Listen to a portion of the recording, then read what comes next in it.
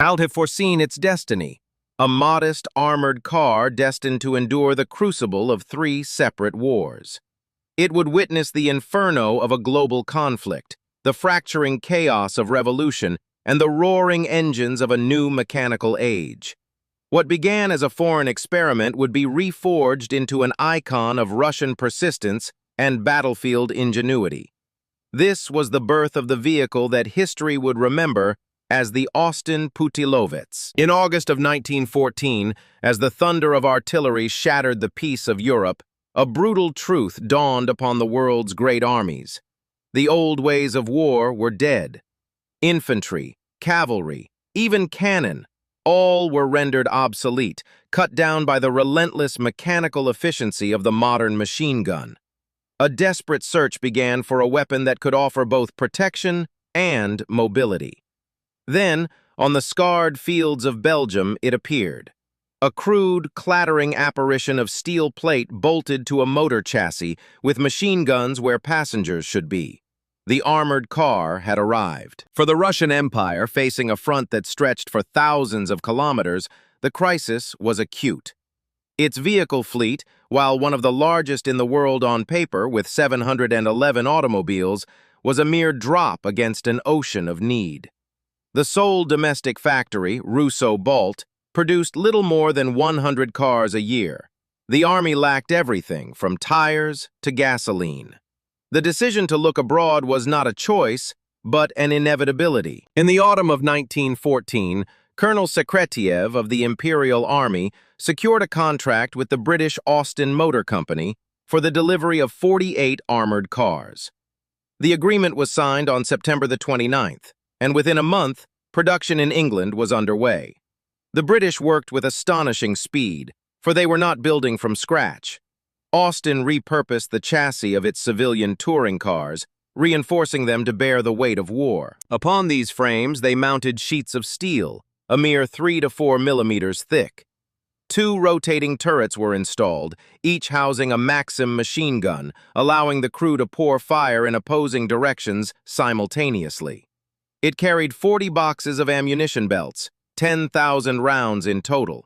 Its wheels were massive, wooden artillery-style discs wrapped in solid rubber bands to claw through the mud. Its first taste of combat revealed both its power and its profound flaws.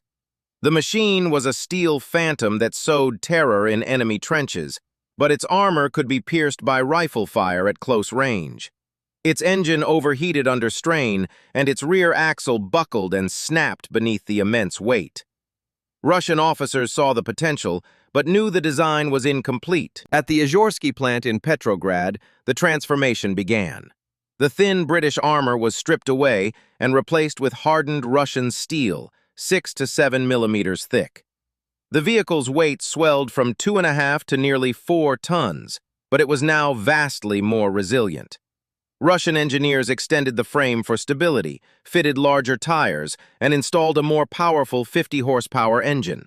It was no longer just an Austin. It had been reborn, absorbing the character of the land and the brutal lessons of the front. It had become a weapon forged not just of metal, but of harsh necessity and the unyielding will to adapt. On the scarred battlefields of the Eastern Front, a new kind of warfare was being born, one of steel and speed. But the first armored behemoths were clumsy giants. Under fire, the difficult multi-point turn of a heavy armored car was a death sentence. It was a tactical problem demanding a uniquely ingenious solution.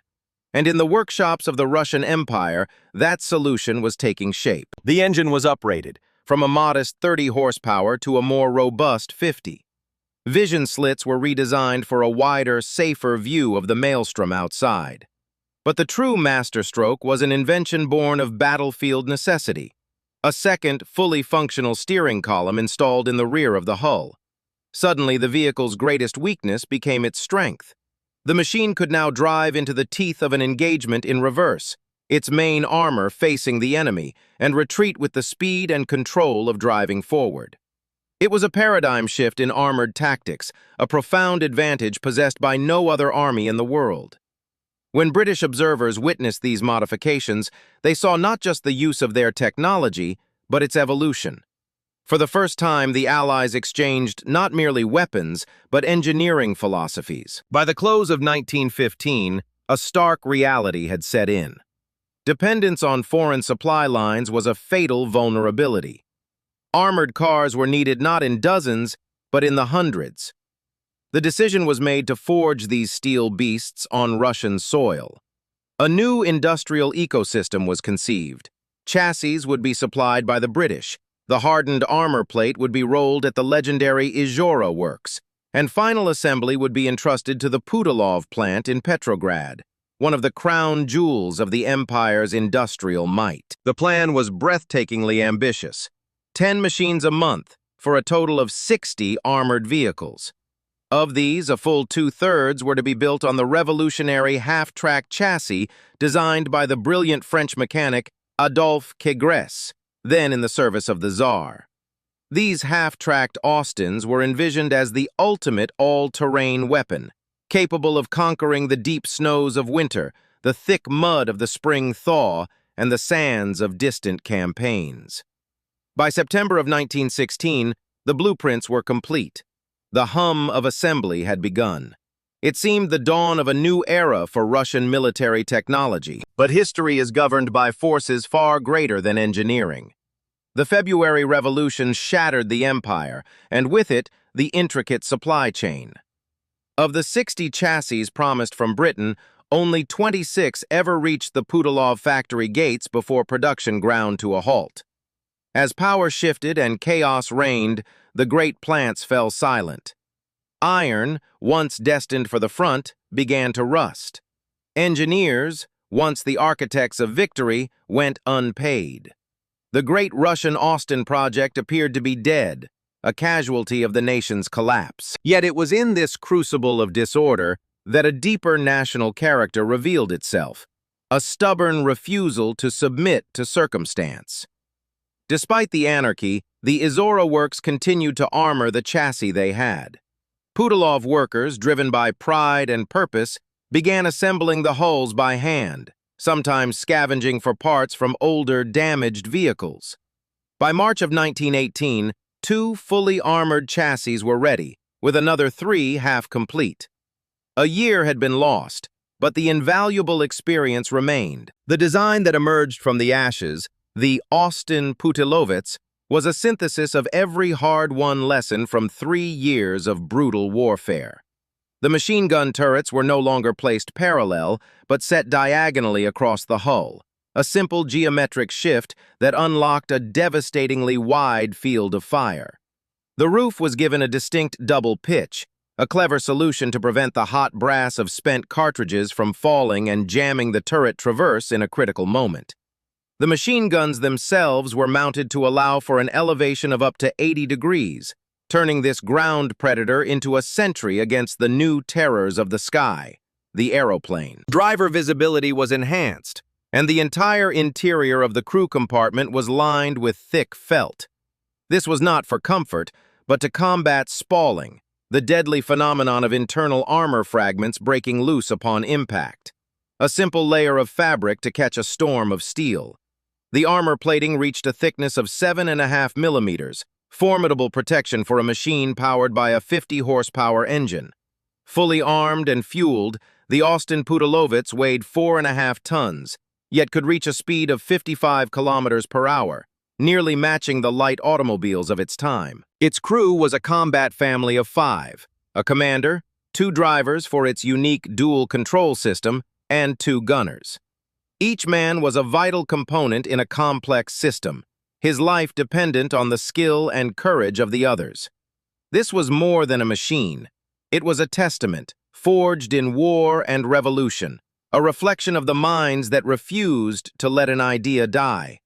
It stands as an echo in steel, a monument to the enduring power of human ingenuity in the face of utter collapse. The first of the domestic Austins rolled from the assembly lines not into an era of peace, but into the heart of a maelstrom.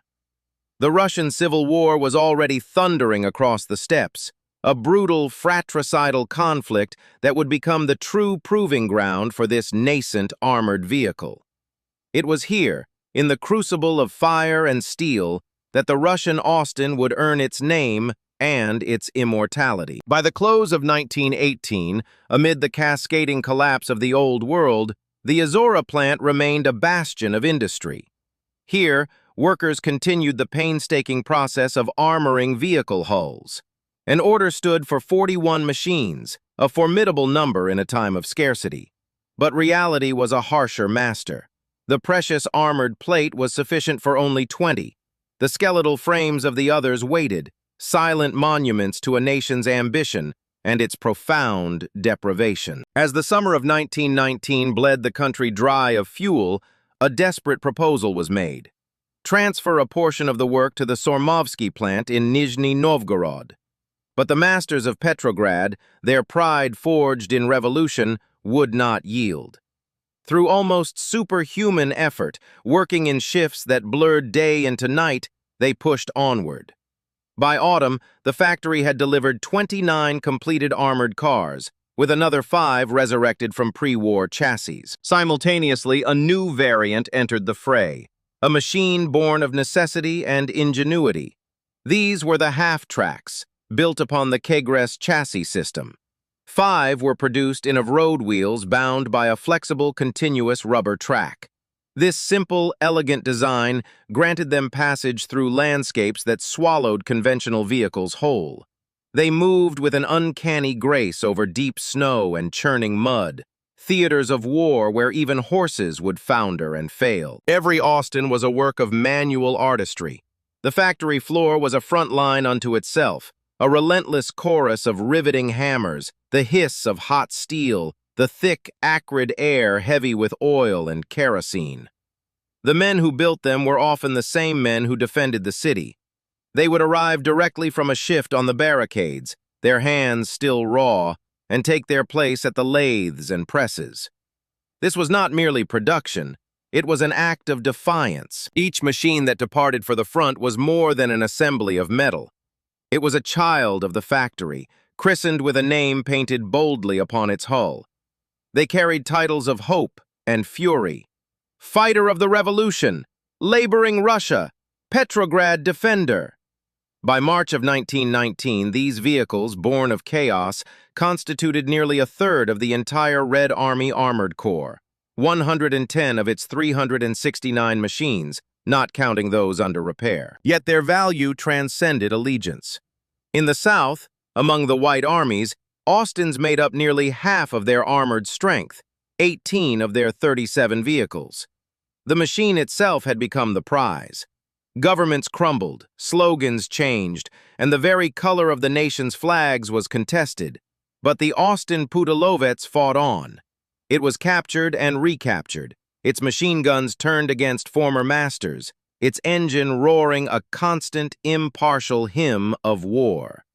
Its design was so fundamentally sound, so robust, that every side went to extraordinary lengths to keep them running, scavenging for fuel and fabricating spare parts in the face of total systemic breakdown. In the dying months of 1919, they became the final shield of their birth city.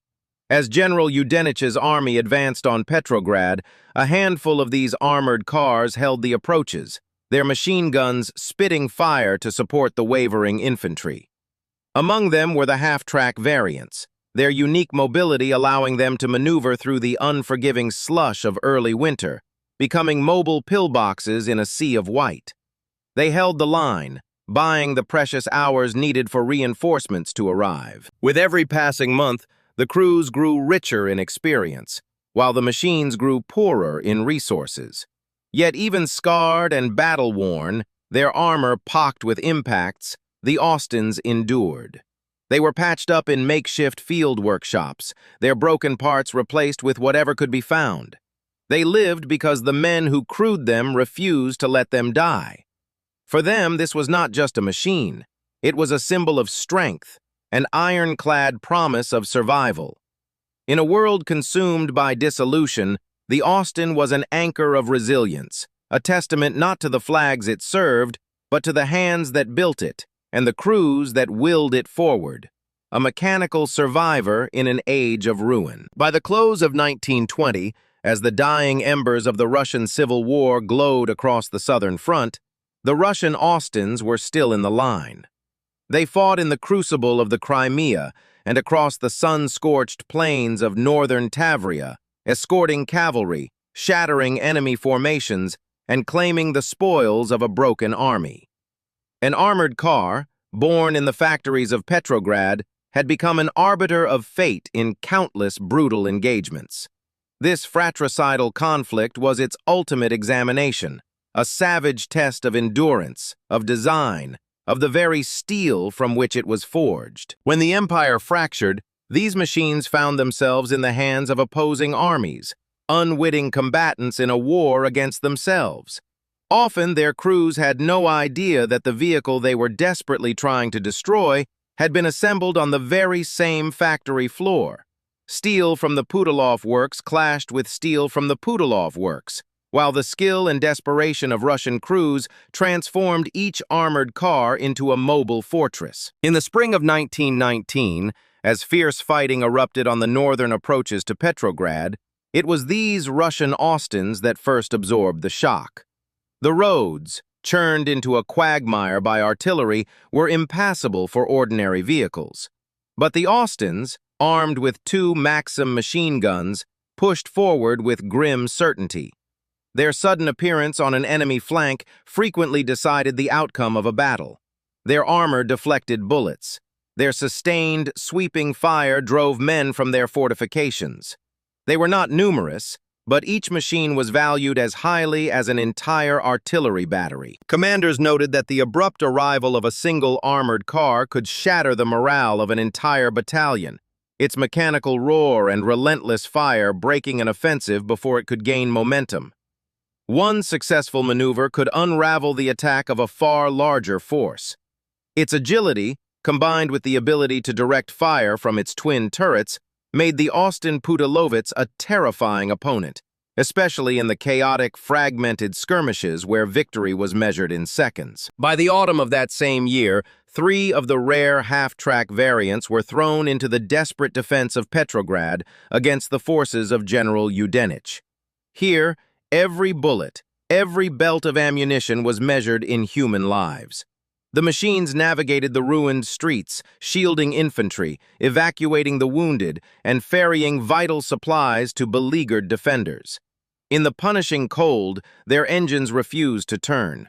Crews lit bonfires beneath the sumps, a dangerous but necessary ritual to thin the frozen oil. They spent their nights inside the steel hulls, finding what little shelter they could from the biting wind and the ever-present threat of artillery. Yet in the South, the Austins played an equally vital role under a different, unforgiving sky. Through the summer and autumn of 1920, they were engaged almost without pause in the battles for northern Tavria. The choking dust of the steppes, the oppressive heat, and the constant specter of fuel shortages made every sortie an ordeal. There were humbling sights. To conserve the precious running gear, an armored car would be towed by horses until a small cache of gasoline could be found. But the crews never abandoned their machines. They knew, with a soldier's faith, that even with its last liter of fuel, their armored car could decide the fate of a battle. The war also revealed the design's remarkable versatility. On some machines, a Maxim machine gun was replaced with a light Hotchkiss cannon, its 37mm shells turning the Austin into a true instrument of assault. This was no longer a mere scout and fire support vehicle. It was a weapon capable of blasting through fortifications and hunting its armored brethren. Forged in the fires of a world war and reforged in the crucible of a civil war, the Austin-Putilovets became more than a machine. It was a silent monument to the industrial might that conceived it, and a steel tomb for the generation that crewed it. A single volley, a deafening crack of ordnance was all it took. A machine gun nest silenced, a light fortification reduced to splinters. These were not factory-sanctioned modifications, but desperate innovations born in the crucible of the front lines. Yet they revealed the profound strength and flexibility of the machine's core design. To the soldiers who depended on them, they were not mere vehicles. They were christened Железные товарищи, the Iron Comrades. They rarely failed. Even when enemy fire punched through their armor plate and the engine sputtered, losing power, the machine would somehow remain in motion, a testament to its rugged construction.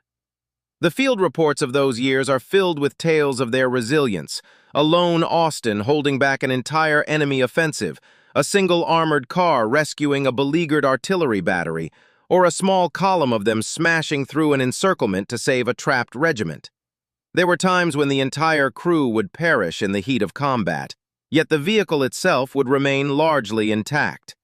Within a day, its hull cleansed of the battle's grim toll, a new crew would climb inside, and the Iron Comrade would return to the fight. Each Austin-Putilovets possessed its own identity, its own soul. Painted on their flanks were names that became legends: Volya, Will; Besposchadny, Merciless; Krasnaya Molnia, Red Lightning; Severny Geroi, Northern Hero. These inscriptions were more than identification. They were symbols of defiance, declarations of courage in a world torn asunder. In the swirling chaos of the Civil War, these armored behemoths became prizes of battle. The same machine might find itself on the opposing side weeks later, its old name crudely painted over, a new emblem hastily stenciled in its place. They changed hands multiple times, swapping commanders, crews, and colors, yet they continued to fight with the same brutal efficiency. The engineers of Petrograd had every right to be proud of their work. Even after years of punishing service, the hulls of these machines maintained their structural integrity, their rivets holding fast under the immense stress of combat. In conditions where sophisticated Western-made equipment quickly ground to a halt, starved of spare parts and specialized maintenance, the Russian Austins endured. Their survival was a masterclass in battlefield engineering. Repairs were conducted in squalid field workshops with whatever materials could be scavenged. Gears were painstakingly tooled by hand. Punctured armor was patched not with fresh steel, but with heavy plates cut from derelict locomotives. When factory tires were unavailable, they were replaced with solid wheels taken from Army horse-drawn carts. By the end of 1920, many of these vehicles were worn to their absolute limit, yet there was no rush to decommission them. On some, the exhausted engines were replaced entirely, adapted to fit power plants salvaged from captured trucks, and sent once more into the fray. As the final decisive battles raged across the Crimea, the old armored cars were still there, still in the line of duty. They served as reconnaissance vehicles, as guards for command headquarters, as escorts for vital supply convoys, and as the armored fist in shock troop operations. Fate, in its infinite and often cruel irony, would stage the most paradoxical of duels. In one documented engagement, opposing forces converged to within a few dozen meters of each other, both sides unleashing a torrent of fire from behind the steel hides of identical Austin-Putilovets. The diaries of eyewitnesses describe these surreal confrontations. The air filled with the shriek of bullets ricocheting from hardened plate, the mechanical grind of turrets turning to acquire a target, the metallic ring of spent casings clattering on steel, and the ceaseless, guttural roar of overloaded engines. It was as if the very earth groaned under the weight of this fratricidal steel. Despite monstrous losses, by the end of 1921, the Red Army still fielded approximately 199 Austins of various modifications. They were true veterans, their mechanical resources utterly exhausted, but their fighting spirit unbroken. After the victory, their war was not over. They transitioned into a new role, serving in training units, rumbling across fields in military maneuvers, and taking places of honor in parades. Thus, the armored car, born in the global fire of the Great War, navigated the merciless storm of a nation's civil war. It stood as proof, forged in steel and tempered in blood, that Russian engineering was capable of creating something that could endure far longer than its own creators, a silent, riveted witness to an age of unparalleled upheaval. They were veterans, forged not of flesh and bone, but of steel and fire. Behind them lay the sprawling fronts of a world war and the unspeakable horrors of a civil war that had torn a nation apart. Yet, they remained.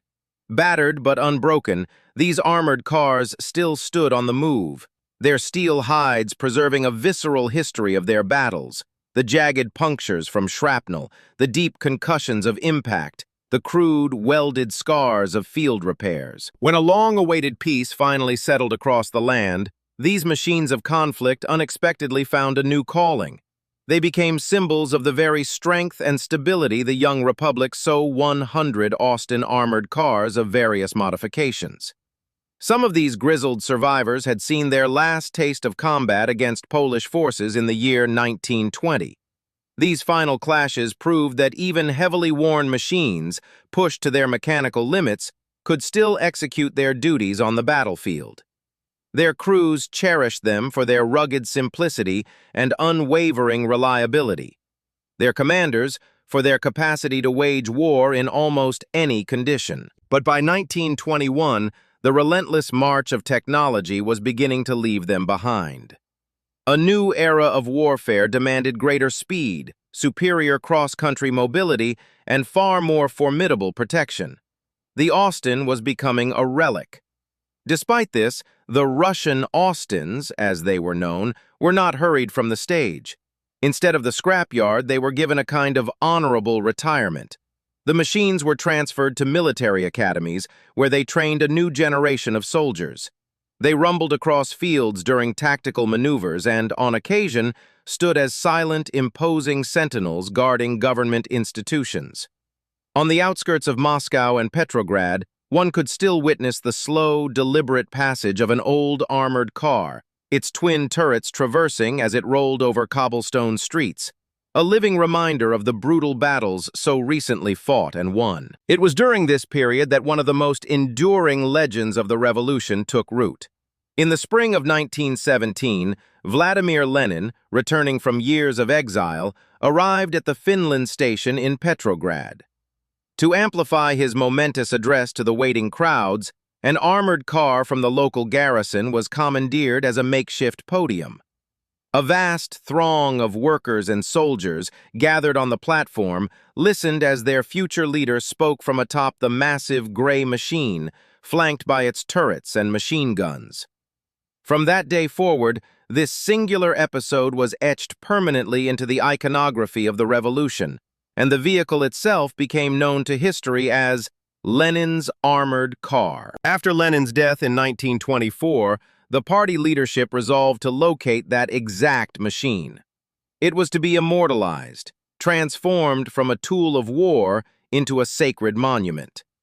The search stretched on for years, a frustrating journey through a labyrinth of fading ink and lost records. Archives were in disarray, documents had vanished, and no one had thought to preserve the specific serial numbers of the vehicles present on that chaotic day. Finally, in 1939, a suitable candidate was found. It was an Austin of the correct type, bearing a strong external resemblance to the machine from the famous photographs. It was meticulously restored. The deep scars of battle were filled, the dents hammered smooth. Damaged elements of the hull were replaced, not to restore its combat readiness, but to perfect its form. It was given a new ceremonial appearance, its armor polished to a sheen, its machine gun turrets gleaming, its body coated in a fresh layer of protective paint. In 1940, the armored car took its place on a granite pedestal near the walls of the Lenin Museum in Leningrad, a monument to the revolution itself. For thousands, it became the physical embodiment of a decisive moment in the nation's history. But history holds its secrets tightly, surrendering them only to the patient and the meticulous. Decades later, historians would establish a truth that dismantled the legend. This revered monument could not possibly have been the one upon which Lenin delivered his speech.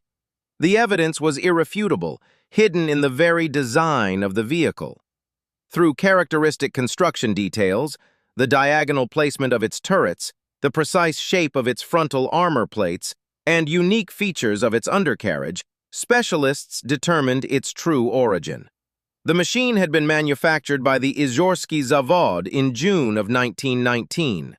It was built more than 2 years after that fateful spring day at the Finland station. The icon on the pedestal was an impostor, though an unwitting one. It stood not as a witness to history, but as a reflection of how history is made, forged, polished, and placed on display. It was a testament not to a specific vehicle, but to the moment it was chosen to represent. For in the grand theater of national memory, it is often the power of the symbol, and not the authenticity of the artifact, that truly endures. The specific machine from which Lenin addressed the crowds, the very steel that echoed with the promises of a new world, was never found. Its true fate remains a mystery, its trail vanishing into the maelstrom of the Russian Civil War, a time when armored cars were ephemeral assets, passed from one fighting unit to another, their operational lives often measured in weeks, not years. They were consumed by the very chaos they were built to navigate. Yet from this fog of war, another specimen emerged, a survivor with a story no less compelling. It was a machine with its own identity, a name forged in the crucible of ideology. Vrag Kapitala, the enemy of capital. This was not merely a vehicle, it was a declaration on wheels. Its history was etched not in speeches, but in the grime and scars of battle. As part of a Red Army detachment, it thundered across the contested fields of Eastern Europe, engaging Polish forces during the brutal summer of 1920. After the guns fell silent in that conflict, a different fate awaited it. While countless others were dismantled or left to rust, the enemy of capital was preserved. It was repaired, refitted, and relegated to the relative quiet of garrison service. This humble assignment was its salvation. It allowed the machine to sidestep the great purges of obsolete hardware in the late 1920s, when its aging contemporaries were unceremoniously sent to the smelters. Their revolutionary fervor melted down into raw material for a new industrial age. By the dawn of the 1930s, the era of the Austin-Putilovets armored car was drawing to a close.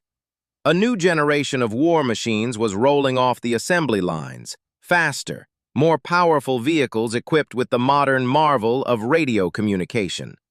Yet the old guard did not disappear overnight. Military ledgers from the period reveal a stubborn persistence. As of the 1st of March 1931, the Red Army still officially listed 78 wheeled and 4 half-tracked Austin-Putilovets on its active roster. Their mechanical resources were nearing exhaustion, but there was a reluctance to decommission them entirely. Each one was a living symbol of victory, a monument to the toil and heroism of a bygone struggle. When the Great Patriotic War began, the enemy of capital was no longer a weapon, but an icon. It stood on a stone plinth outside a museum in Leningrad. Then, the city was besieged. As the iron ring of the blockade tightened, as bombs tore through neighborhoods and fire consumed entire city blocks, the old warrior stood its ground. It endured the shelling, the starvation, the bitter cold of 900 days. Despite the desperate need for metal and machinery for the city's defense, the armored car remained untouched, a silent, defiant witness to the city's unbreakable will. With the lifting of the blockade, the machine began a new chapter, one of restoration.